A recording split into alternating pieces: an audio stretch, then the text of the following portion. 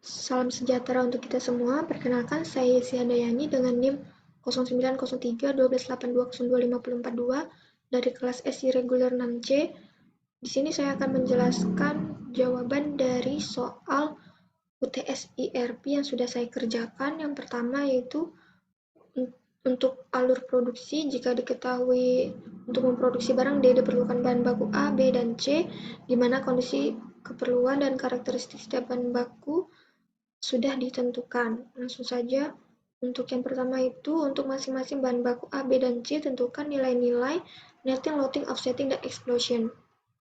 Untuk kondisi bahan baku D, untuk mencari netting itu yang pertama kebutuhan kotor itu ada 25 pada bulan pertama, yang kedua 15, ketiga 30, keempat 15, kelima 28, keenam 20, dan ketujuh 20, dan ke-8 23. Dengan jadwal penerimaan persediaan pada bulan ketiga, persediaan di tangan ada 28.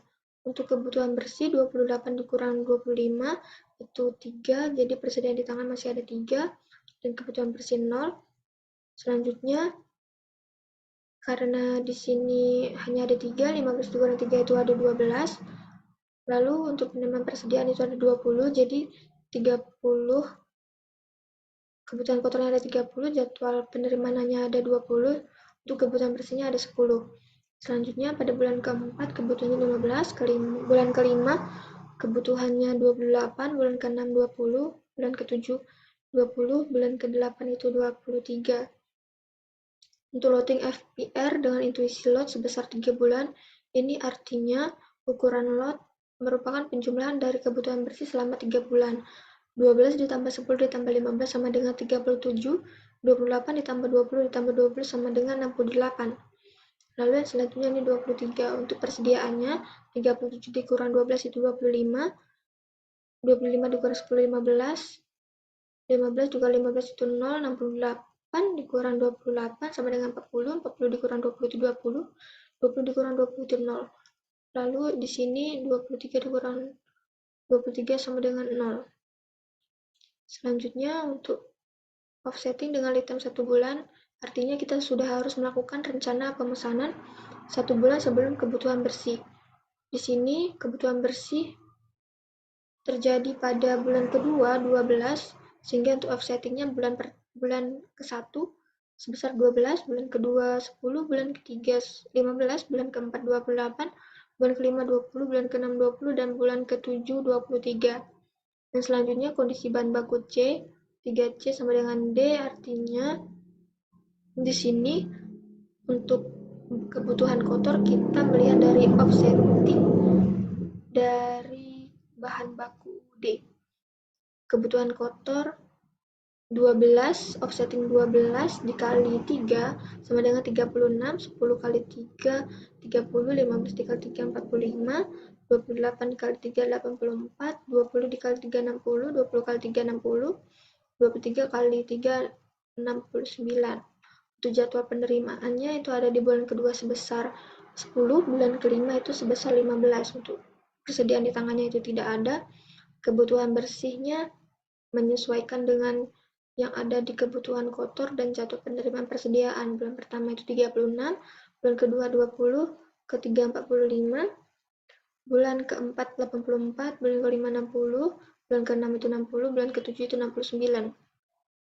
Untuk loadingnya itu load for load, yaitu ukuran loadnya menyesuaikan dengan kebutuhan bersih sehingga persediaan itu kosong. Lalu selanjutnya offsetting dengan lead time 1 bulan. Artinya kita harus sudah melakukan pemesanan 1 bulan sebelum kebutuhan bersih.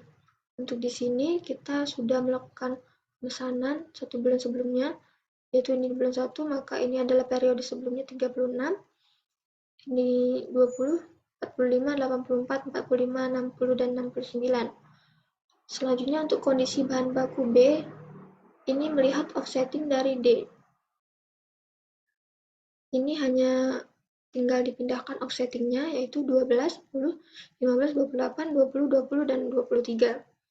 Dengan jadwal penerimaan persediaan pada bulan kedua itu 10, bulan keempat 10, bulan keenam 20. Untuk persediaan di tangan ada 18, jadi 18 dikurang 12 itu sama dengan 6. 6 ditambah 10 16, 10 dikurang 16 dikurang 10 itu 6. Lalu di sini 15 dikurang 6 itu adalah 9. Lalu di sini 10 dengan 28. 28 dikurang 10 untuk kebutuhan bersihnya itu 18. Bulan kelima 20. Bulan ke-6 karena kita menerima persediaan 20 dan kebutuhan itu 20, jadi untuk kebutuhan bersihnya 0. Pada bulan ke-7 kebutuhannya 23. Lalu selanjutnya loading FOQ dengan nilai intuisi load 45. Jadi untuk ukuran loadnya 45 sesuai dengan kebutuhan periodenya. Di sini 45 dikurang 9 itu 36, 45 dikurang 18 itu 18. Dan di sini kebutuhannya ada 20, 18 dikurang, jadi kita menambahkan lot 45. 45 ditambah 18 itu, lalu dikurangkan 20 sama dengan 43. 43 dikurang 23 sama dengan 20. Selanjutnya, untuk offsetting dengan lead time 1 bulan, di sini untuk kebutuhan bersihnya itu dimulai pada bulan ketiga, jadi kita mulai offsetting itu pada bulan kedua. Lalu, untuk yang selanjutnya kondisi bahan baku A, itu dilihat dari offsetting yang C. Di sini 2A, jadi offsetting yang C tadi kita kalikan 2, yaitu tadi kan ada di bulan ke-12 periode sebelumnya, 72, 40, 90, 168, 90, 120, dan 138. Dengan jadwal penerima persediaan itu pada bulan ketiga sebesar 15, pada bulan ke-6 itu 20. Lalu persediaan di tangan ada 22, kebutuhan bersihnya 72 dikurang 22, butuh 50, di sini 40, bulan kedua 90, bulan ketiga 188 dikurang 15 itu kurang. Untuk kebutuhan bersihnya 153, bulan keempat 90, bulan kelima 120, bulan keenam 138 dikurang 20 sama dengan 118. Untuk loading menggunakan EOQ yang diketahui jumlah kebutuhan bersihnya itu 661. Untuk jumlah K-nya itu 1.500 per pesan, untuk hanya 3.000 per unit per periode dengan rumus EOQ akar 2 kali D kali K dibagi H. Hasilnya yaitu 25,70 dibulatkan menjadi 26. Di sini kebutuhan bersihnya 50, ukuran lotnya 26. Kita membeli 2 kali lot, yaitu 52. 52 dikurang 50, persediaannya masih 2. Selanjutnya, ini dikali 2, ditambah 2, dikurang 40 sama dengan 14. Begitupun untuk yang selanjutnya, ini dikali 3, 26, ditambah 14, sama dengan dikurang 90 sama dengan 2. 6 dikali 26, ditambah 2, dikurang 193 sama dengan 15. 4 kali 26 ditambah 5, dikurang 90 sama dengan 19. 4 kali 26 ditambah 19, dikurang 120 sama dengan 3. 5 dikali 6 ditambah 3, dikurang 188 sama dengan 15.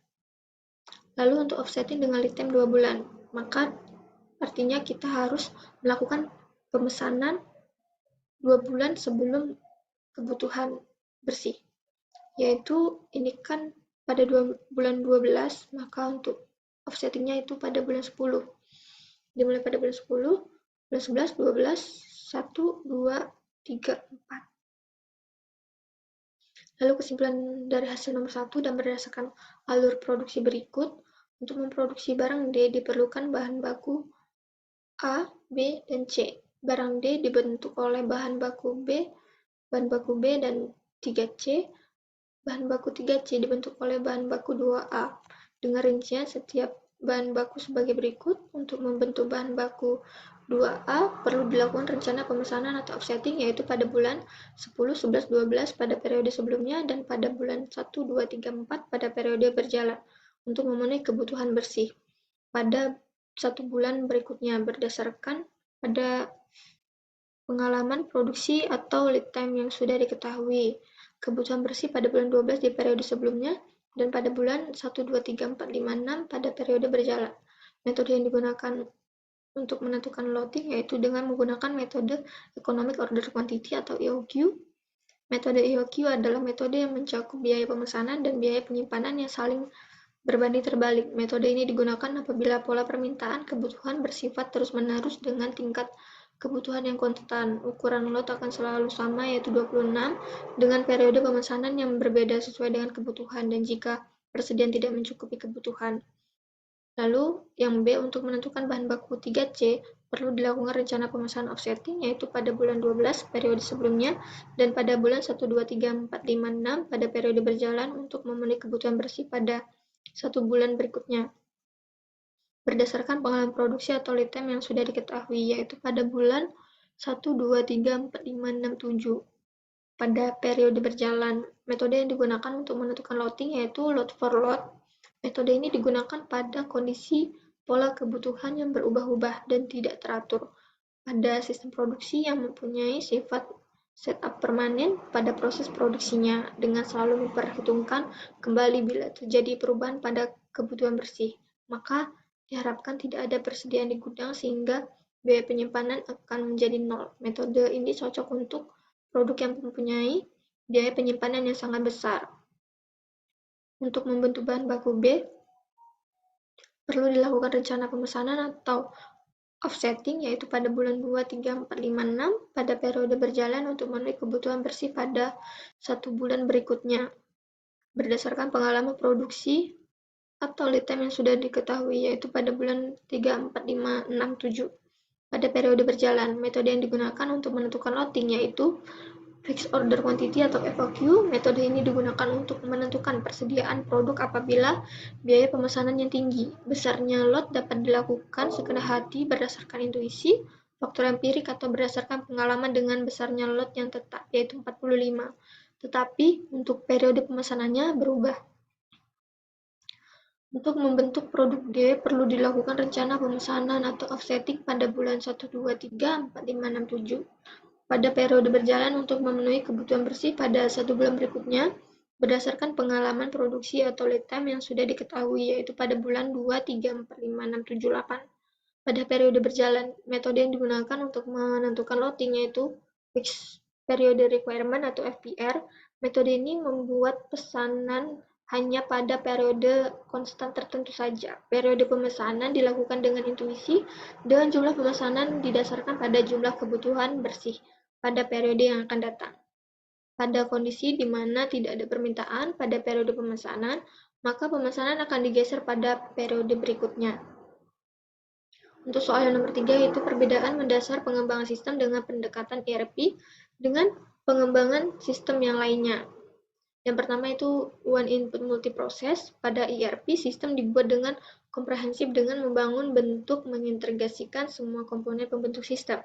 Sistem harus dapat menjalankan prosedur-prosedur untuk menjalankan komponen sistem yang mengotomatisasikan setiap proses atau one input multiprocess secara real-time processing atau diproses saat itu juga.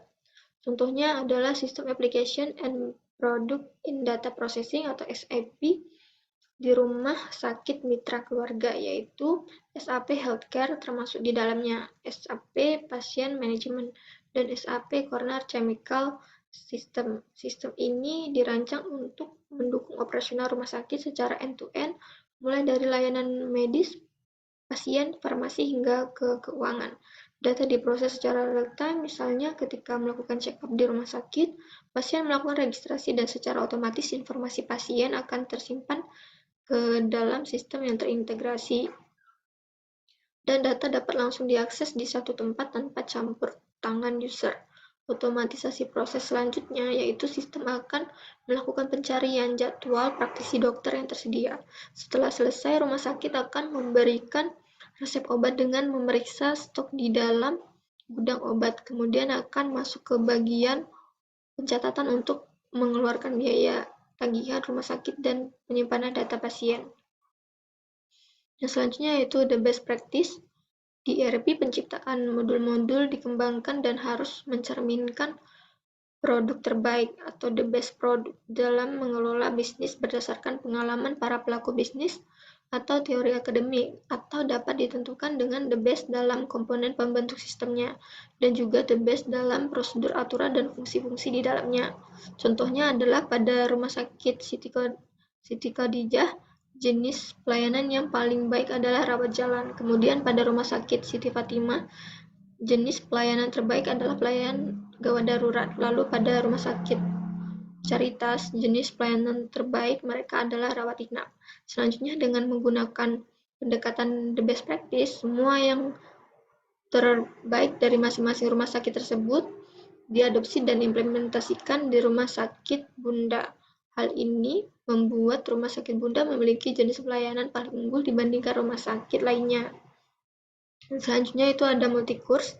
Di ERP, sistem informasi mendukung konversi mata uang secara real-time. Contohnya pada sistem pembayaran di Rumah Sakit Store Nasional, terdapat fitur produk outgoing transfer atau OTR, multi-currency yang dapat diterima dalam 125 mata uang negara asing.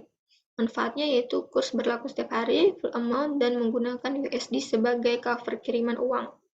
Untuk multibahasa, selain multi-course, sistem informasi mendukung transfer bahasa secara real-time. Contohnya, rumah sakit yang ada di Indonesia dan Amerika menggunakan sistem ERP multibahasa ini untuk memudahkan dalam pemahaman implementasi dan komunikasi.